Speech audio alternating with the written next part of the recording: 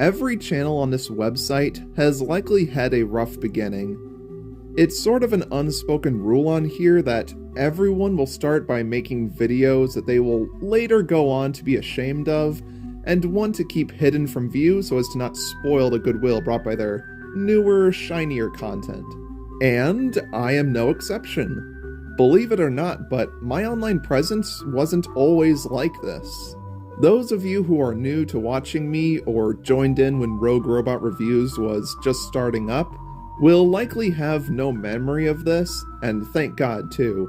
There was a time on the channel where video editing was a foreign concept to me, a time when every video featured me as a race car named Dud Throttleman, and a time where my voice sounded much more like this. This is just a little showcase of some of the Cars diecasts I found recently. Well, not recently really, it was about a week ago, but it still feels new and fresh. Yeah, as you may know, I'm a Cars diecast collector and lover. Instead of being known as the reviewer of Wall-E robots like I am today, I was an active member of the Disney Pixar Cars diecast collecting community. And I still am actually, only that's barely even a factor of my current videos. Seeing as how January 25th marked the 7th anniversary of my first YouTube video, wow.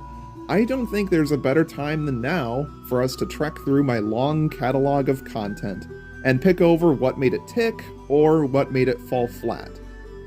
Today, I want to take you all for a little trip back in time to the very moment that kicked this whole thing off, how I found my niche, all the people I met, how I evolved, and of course got to the point where I'm at now.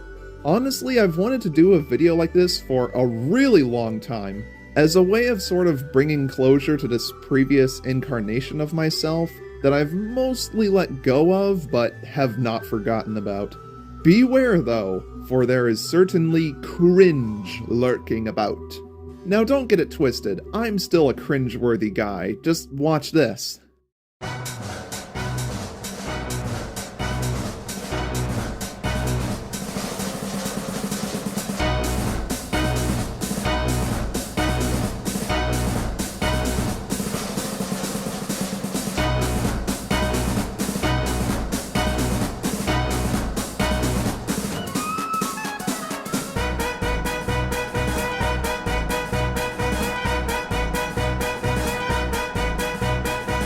Alright, that's enough.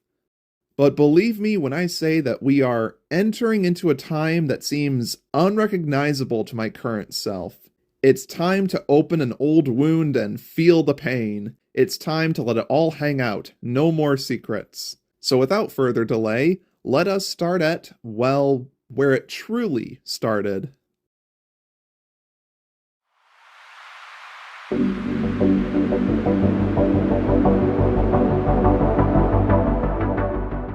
Our story begins long ago, predating all of this, before AI slop, before Dominion, COVID, everything, even before the very birth of this account itself.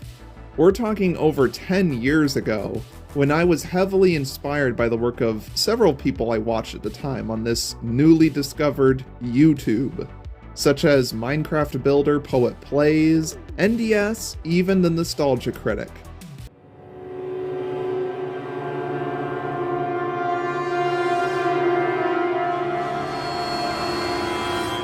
Critic! Dude! Ah! What the hell? Sorry, I just had a night meme. These guys were my first ever internet idols. People who I wanted to be like. This wouldn't go anywhere until a couple years later, but something to keep in mind is that my exposure to YouTube was all done through my mother's Google account, Margo Goralski. I was too young at the time to create one for myself, but that didn't stop me from trying to make videos anyway, cause around 2016 or so, I bit the bullet and uploaded a few very random clips my family had recorded the past year to this account, and I also changed the channel name to WyattGuy11 to be more appropriate. However, in doing so I made a big mistake. The name change wasn't just for my channel, it was for the whole Google account. meaning that when my mother would receive Gmails from, like, the school I went to, they would be sent to an account that has my name on it. Obviously, this led to confusion, which forced me to revert the name back to its original. This second change, however, somehow, through some weird unknown error, managed to completely wipe over everything on the YouTube channel. Subscriptions, likes, everything. How, why, who, no one can explain, but thankfully it was only contained to YouTube and didn't affect anything else, and there wasn't much to lose on it anyways. So yeah, folks, there was technically another channel of mine before this one. This also explains why I have a woman's name. And you all probably thought I was transgender or something. No. As for why I still haven't changed it 10 years later, well, quite frankly, I'm a little petrified to do so. I know it probably won't affect anything if I change it now, but I don't want to risk losing all my years of work again until I know I have all of it saved elsewhere. Most of it I already do, but still. So when I do rename the channel, I will let you know. But getting back on topic, the desire to make videos still didn't go away, because at one point during middle school, I was watching a new top 10 cartoon list guy named Phantom Strider, who also influenced my new vision for videos, and by influence, I mean straight up just plagiarism. I literally wrote down manuscripts of a few videos of his, but changed a few details around to make it seem like they were my own. This wasn't for school or anything, I just did it. I had no business trying to copy him like that. I even had classmates who saw these manuscripts and were like, "Yo, when are the videos coming out?" The answer? Well, never. The next year, 2018, this was the big one. I entered high school, my worldview had expanded, I was really starting to find out what YouTubers were worth watching and which ones weren't. But I was far too preoccupied with choir group activities, drama club, and everything else that was on my mind for me to even consider making videos on this newer channel, which had yet to be used. But of course, this was all about to change once my schedule had cleared up. Right as the next year had started, a new era was about to dawn.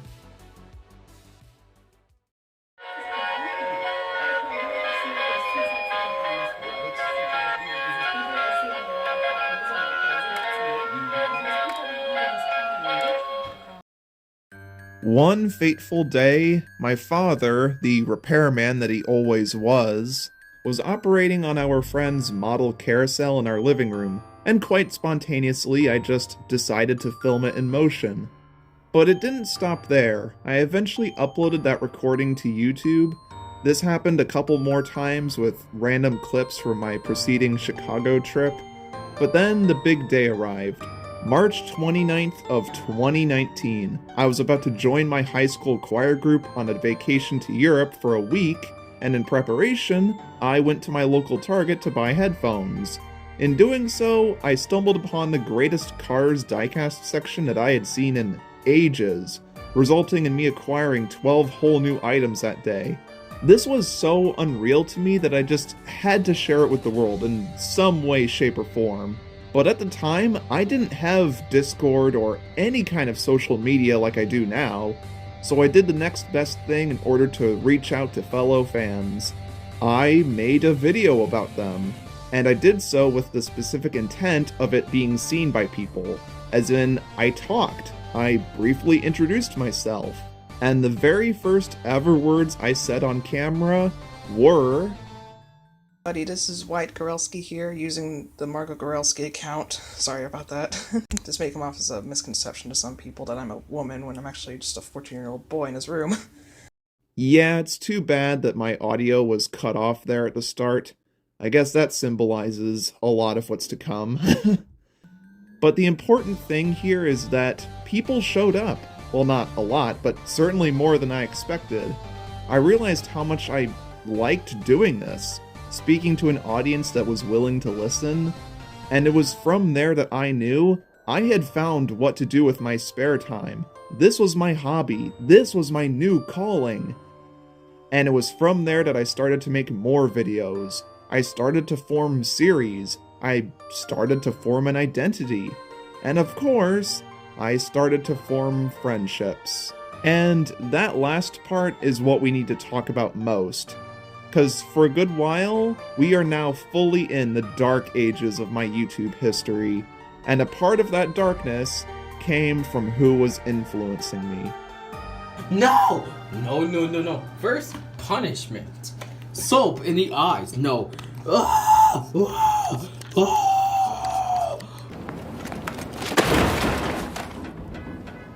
Now, most of the people who commented on my videos were just general community members, folks who had their own OCs or branded themselves under a specific Cars character, you know, typical fandom stuff. I'm actually still on good terms probably with most of these people, even though I rarely speak to them nowadays, if at all, with a few prominent exceptions. But I will admit, while I did find some of the people I was with to be obnoxious or stupid, there was one person in particular, though, who I tried my damnedest to follow in the footsteps of, to an almost creepy degree. The most fundamental person in the origins of my channel, a man who you may know as Super Batty 4. You remember him, the guy with the Pokemon picture, the man behind the phrase, "Next Gen Revenue!" Yeah, that guy. At the time, I liked his videos, his skits about Cars topics, his rants, his videos of diecasts that were meant to represent him and his posse reacting to a new 5-pack getting revealed or something.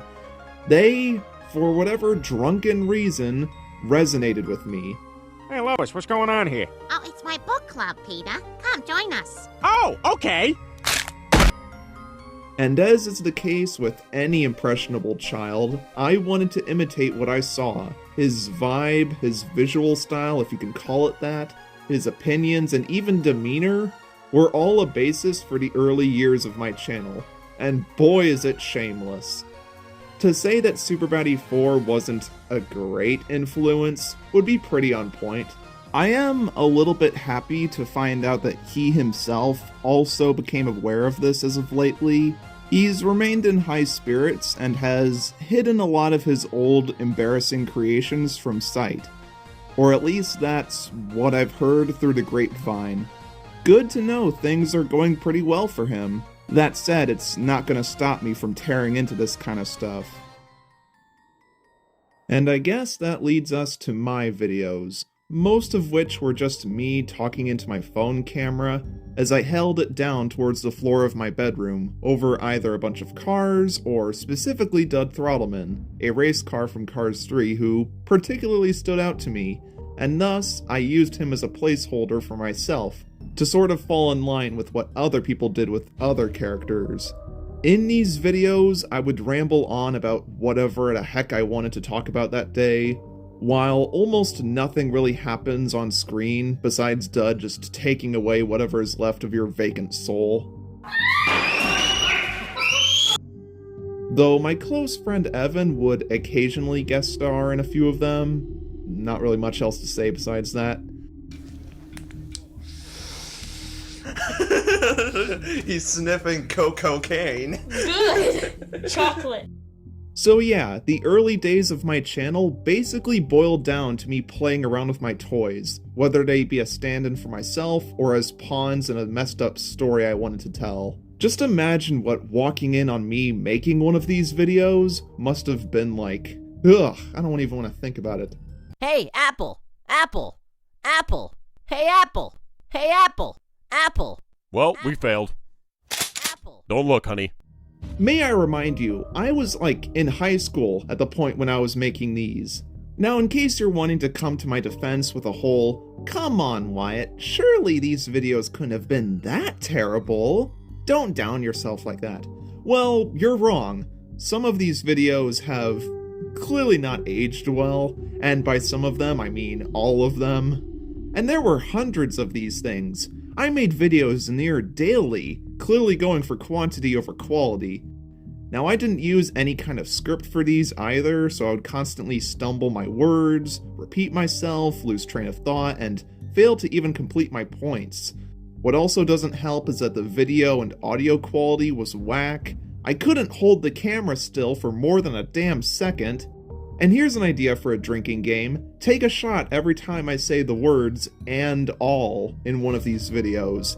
You'll be out cold within a minute. We're an entertaining bunch of terribleness and all. When it first started off in like 2010 and all. Because then it was mostly like a countdown of the most popular and most viewed videos of the year and all. That was fine and all. Kind of last year and all, I mean, but it was constructive and all. New stuff and all with some actual people and all. No, all the comments and all inaccurate and all, like a lot of the other YouTube Rewind stuff. God knows how many hours last year and all. Just for a little bit of a tiny scene and all, and they had all his lines cut out for some reason. Feels like, you know, in comparison and all, they were aware of last year's and all. If they had just continued the whole thing, like, if 2016 was incredibly hated and all, reminding us of last year's and all. Spread actual, you know, messages and all. I mean, at least with 2018 and all, I had stuff like Baby Shark and all. A lot of it was garbage, at least I knew about it and all. Half of these things I didn't even know about. There was a whole bunch of random Korean and other YouTubers and all that are last year's and all, way too hard to do something cool and all. Now, it feels like they're not doing anything at all. And you want to know the worst part? There is no editing to speak of in any of these, unless you seriously count pressing the pause button while recording as editing. There are no images, no text, background music, interspersed clips, nothing in these. And you'd better not screw up your recording too badly, because if you do, then that means you'll have to start all over again. And in case you're wondering why I didn't just, download an editing app to clean these things up in post, well, there's a pretty obvious answer to that. The phone I used at the time to record these videos had like the storage space of a carrot. I did have an SD card to use, so it wasn't about the recording space that was the problem, but I didn't have enough space for an app or anything. As a matter of fact, I actually still use the same SD card all these years later, only I use it to store assets for editing now instead. Now, why didn't I just put an editing app onto my mother's phone or something and use that at the time? That wasn't a rhetorical question. I'm just as confused as you are. Well, I suppose now we can start getting into the many specific subgenres of videos that you could find throughout this rubbish.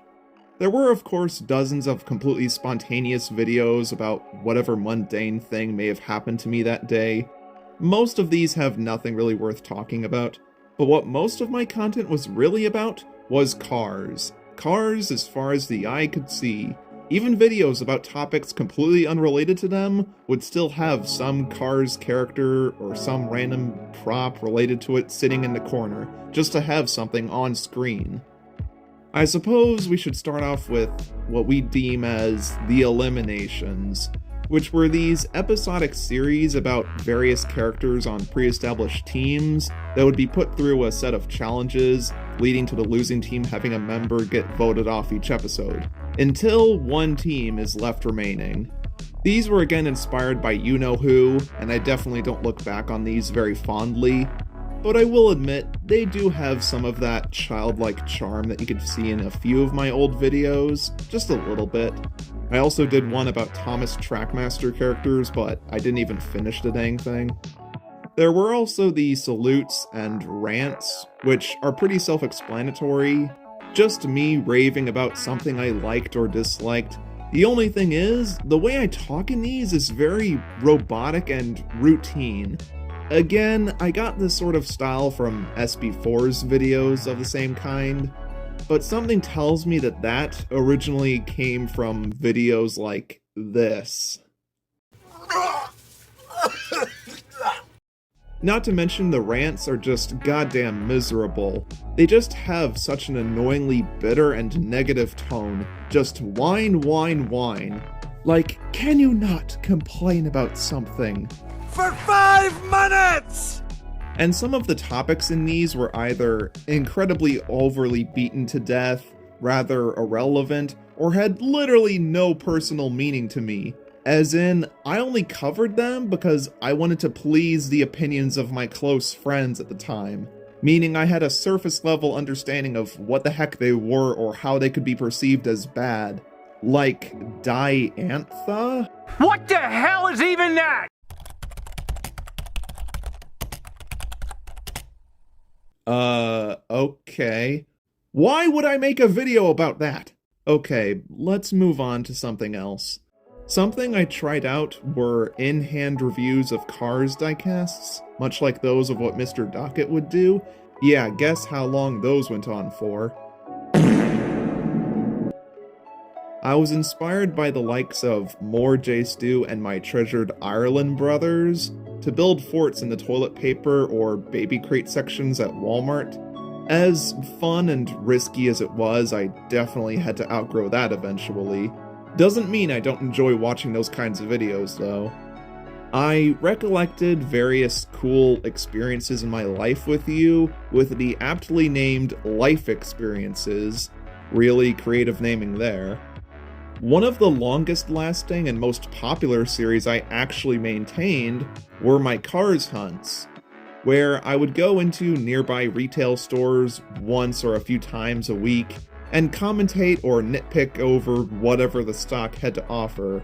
Again, you can tell where I got the inspiration for them. These weren't anything very special, and they were really bogged down by the negative tone that came from my rants. Remember the whole Made in Thailand controversy? Remember all those times I would throw juvenile death threats towards a character I just didn't like or something? I was so picky and impossible to please in these, it's actually unbearable digging through some of this stuff. And it's no wonder I stopped making them, as they really clogged up my video feed, and most of them just weren't all that interesting, so it makes you wonder why I even bothered to post them anyway. But I will admit, they do serve as a nice archive for a lot of my first-hand experiences finding the cars that I wanted, which is really sweet. Oh, and don't get me started on the straight-up Pooh's Adventures level fanfiction that was the Cars Tubers Adventures series, where me, my friends, YouTubers, and various media characters would all come together to fight Big Bad Mattel in an endgame battle to prove once and for all how these franchises should really be handled. Yeah, I didn't even finish the dang thing. This whole era of my channel wasn't just amateur, it was sad. There were a few endearing moments here and there, but my standard for quality was at a rock bottom. And when I wasn't just sucking off the c**k of others, nearly every idea of mine was either based off of or stolen from someone else, and done with as little effort as possible, resulting in videos that were, unsurprisingly, repetitive, disheveled, disingenuous, dispassionate, and downright unwatchable. And this whole style continued into 2020 as well, in which I was at my absolute worst in terms of attitude on the channel. It is genuinely insufferable. Something had to change. And then, on December 25th of 2020, as if it were a miracle from above, I was gifted with something that shifted the course of my life forever. My parents bought me a brand new tablet, one with a much better camera than what came before, the ability to write down digital notes, and most importantly, enough storage space in order to download an editing app. And you all know exactly where this is going.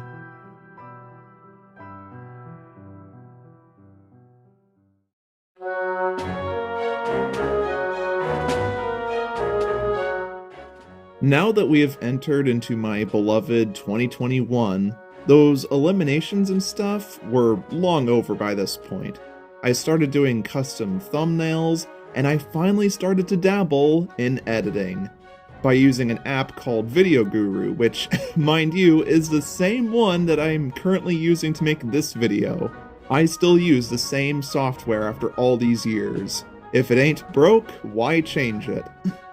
But getting back on track, sadly, even though I could have done anything with this newly found power, what I decided to do was still remain stuck to my inspiration by making skits like those of Superbaddy 4's. Oh, no, Ryan, do not touch him, please.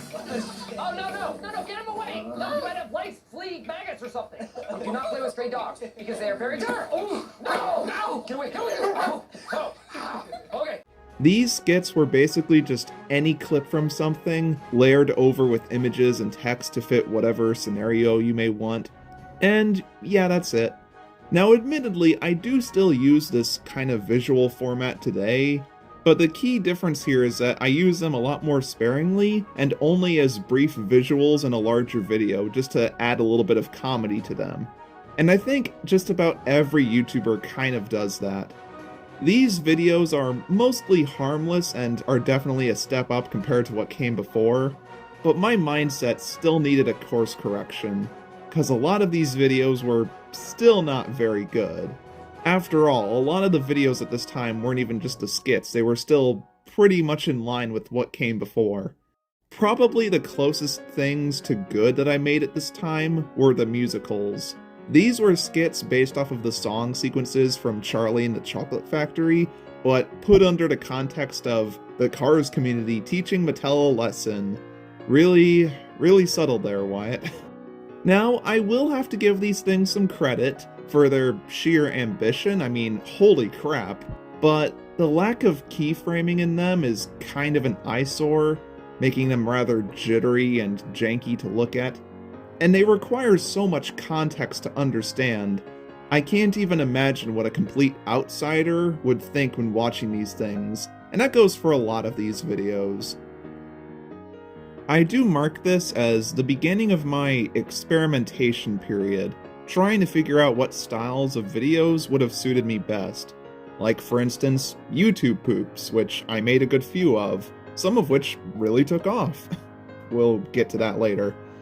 One of my favorite Five Nights at Freddy's creators named Dawko, super wholesome guy, made these meme reviews back during COVID. Here's a picture of Helpy.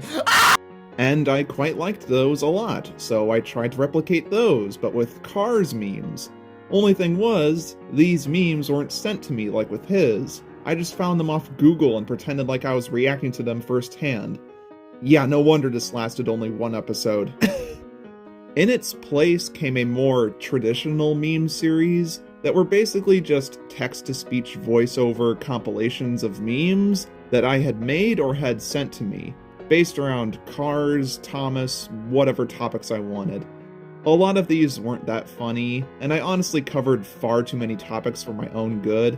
Like again, really only myself would get some of these, but it did last a lot longer than usual, so I'll give it that.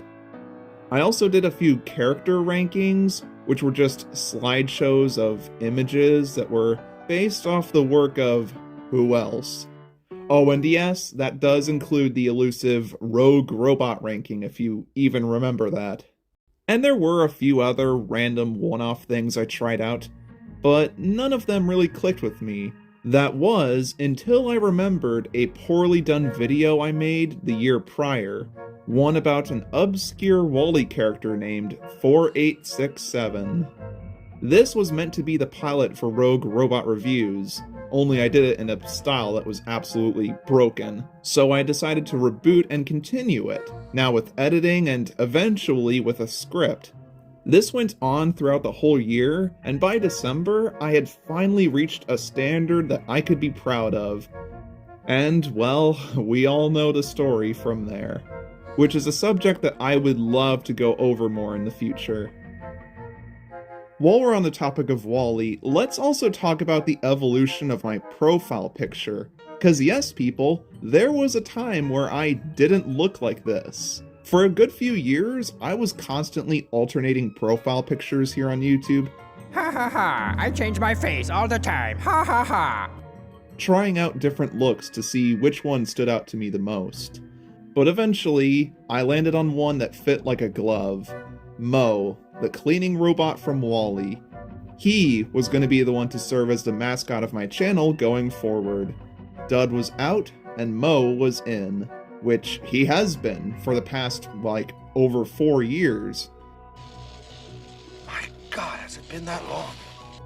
This goofy little perfectionist hothead, who had a pretty relevant connection to my new series, was the one who fit best.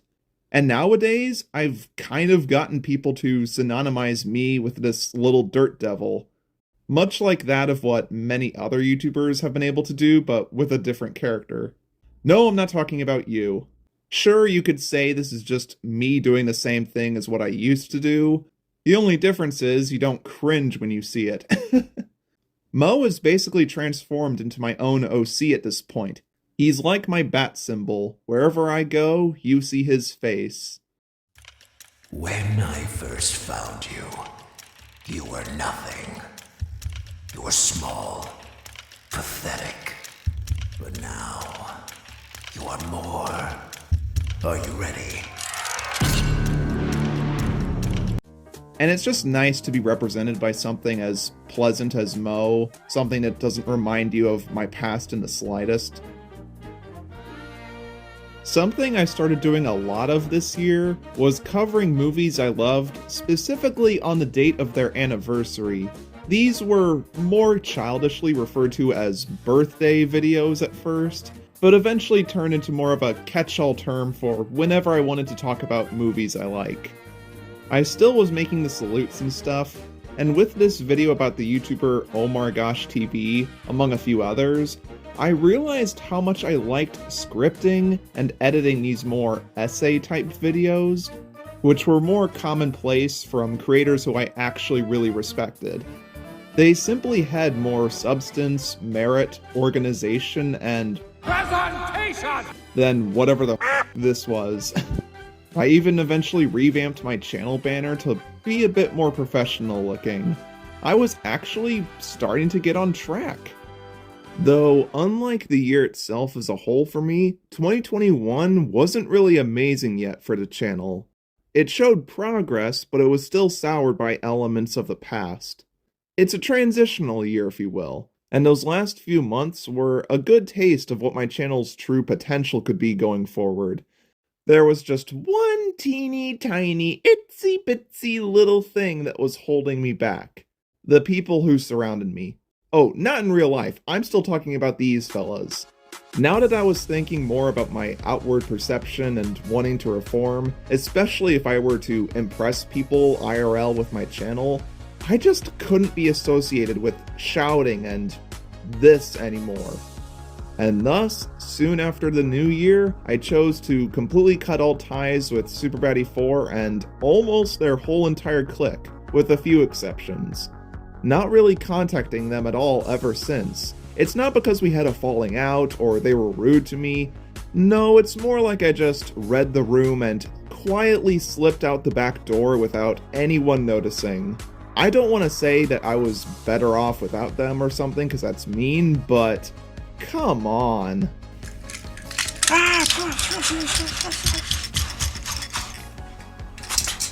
Obviously, I'm glad to know a lot of them have changed gears or moved on by now, but in the end, what mattered most here was myself, which is proven by the fact that my future, from this point onwards, holds nothing but brightness. Welcome, my friends, to the modern era.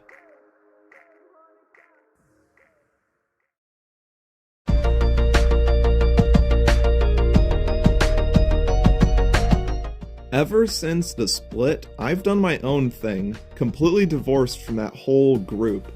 I never look back, darling. It distracts from the now. With high school graduation right around the corner, I knew it was time for me to up the ante with the channel. I was considering factors like building up hype, quality control, creative burnout, maturity, staying on topic, and general accessibility to people outside of an inner circle. The salute videos transformed into me documenting YouTubers who I really loved, and not just me rambling about random people who I didn't even know much about. And some of these managed to get the attention of their respective YouTubers. How about that? My Encanto YouTube poop named Enchumpto skyrocketed to over 300,000 views. Holy moly, and it's still the most popular video on my channel. Yes, I know it's mostly because of Encanto's popularity at the time, but it's still very much so an honor. And as for every other series, they were either retrofitted into something much more constructive or outright discontinued. This year was the new standard that each year following was based off of.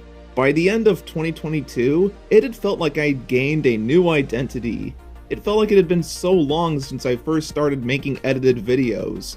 Now fast forward 3 years later, and I'm still doing the same thing mostly, only I've gotten better and better at it. Heck, I still use the same exact tablet to edit with.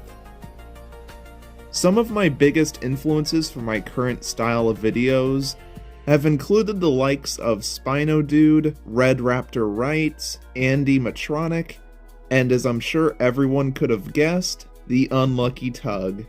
I mean, just look at some of these thumbnails. Heck, people say that I even sound like the dude. I do not sound like him. No matter how beaten down or disillusioned Oliver got, he always found a way to get back up, with a little courage, a little luck, and a little help from his friends. Our little Indiana Jones engine. Not at all. Anyways, now I have an actually engaged audience of people who give me proper suggestions, ask me to cover characters they desperately want to see, and leave comments that bring a tear to the eye. This modern era has made such an impact that it's completely steamrolled over any stigma that might have come from those formative years. And thank God, because talk about a glow up. It truly is night and day comparing my newer videos to these primitive ones. And a good part of how I got to where I'm at now is all the people who I've gotten to meet these past few years. All of whom I am incredibly grateful for. My boy J Killin Gaming and the rest of his whole Doki Doki moderation squad, Calaculus and the whole crew who like to call me Unk, the people I got to meet through Gaming Magic 13's Discord server, the whole Wally community in particular has been especially welcoming to me. And god, how could I forget to mention Carl, who has stuck around with me since the olden days, the traffic light who's my friend both in person and online, and of course, the man himself, Mighty, my new Jurassic Park loving bestest pal. These people, and so many others, have formed me into the better, more well-rounded person I am now.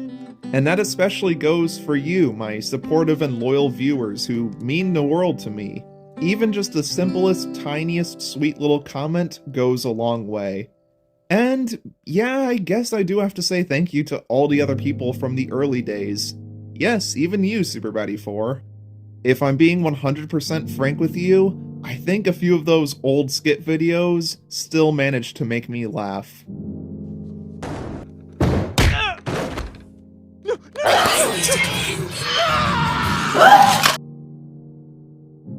There was, however, one person in particular who made a big difference at the very beginning. Someone who had a big heart and far more creativity than myself. This person was WilliamAfton.exe, or eventually known as Anna Ridley Studios. I'm sure at least a few of you have maybe heard of this person if you've been following along with me for a long time now. You see, they had left a comment on my first real video saying that they were impressed by the fact that I owned a cam spinner. Heck, they even made a little sketch video about it. And they instantly became a close companion. We would chit-chat, feature each other in one another's videos, and flourished into creating our own separate content on our own paths of life. We may have been physically distant, yet we were very close. And also, thank you, Wyatt, for such a great year. I couldn't have done anything without you. But quite tragically, around 2023, I believe, they had passed away from some sort of lung cancer, and their YouTube channel was taken down not long after for guideline reasons. I was heartbroken about this. The first person to help guide me through my journey was no longer with us. So now that I'm friends with Wyatt, I can finally now die alone in peace. Thankfully, I did manage to preserve a good few of their videos long in advance, plus our DMs on Discord and a few of their links still exist. Not even mentioning all the memories made between the two of us that won't fade away. Time to see my casual fun side. Honestly, thank you, Anna, for all the support and confidence you gave me during my channel's development. May you continue to rest in peace up above, and the same thing goes for my late father too, who I also know was incredibly proud of me for my work. Well, my current work, that is, not this crap.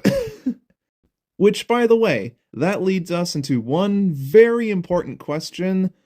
What do we do with all this?